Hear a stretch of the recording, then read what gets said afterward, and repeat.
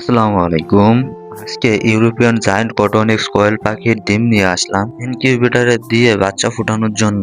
মাশাআল্লাহ, আমি যে ভাইয়ের কাছ থেকে ওই ডিমগুলো অর্ডার করছিলাম সে খুব সুন্দরভাবে প্যাকেট করে দিয়েছেন। তাই আমি খুব সাবধানে প্যাকেটগুলো কেটে তারপর ডিমগুলোকে বের করতেছি, যাতে বের করার সময় একটা ডিমও ভেঙে না যায়। আর ডিমগুলোকে যেভাবে প্যাকেট করা হয়েছে মনে হয় না ডিম একটাও ভেঙে বা নষ্ট হয়ে যাবে। এগুলোকে সুন্দরভাবে টিস্যু দিয়ে ঢেকে দিয়েছে। তারপর কার্টুনের মধ্যে কাঠের গুঁড়ো দিয়ে তার ভিতরে খুব সুন্দরভাবে বসিয়ে দিয়েছে, যাতে ডিমগুলো কোনো দিক নড়াচড়া না করে বা না ভাঙে। আমি হাতে পাওয়া পরে ডিমগুলোকে খুব সুন্দরভাবে বের করে পরিষ্কার করে নিতেছি। ডিমগুলোকে টিস্যু থেকে একটা একটা করে বের করে ভালোভাবে সবগুলো ডিমকে মুছে নিতেছি একটা কাপড় দিয়ে। তারপর ডিমগুলোকে সুন্দরভাবে জীবাণুনাশক দিয়ে ধুয়ে নিয়েছি। এখন মেশিনে দিব। ইনকিউবেটর আগে থেকে যেহেতু হাঁস এবং মুরগির ডিম দেওয়া আছে, তাই সেগুলোকে পাশ করে দিয়ে এই ডিমগুলোকে দিয়ে দিলাম।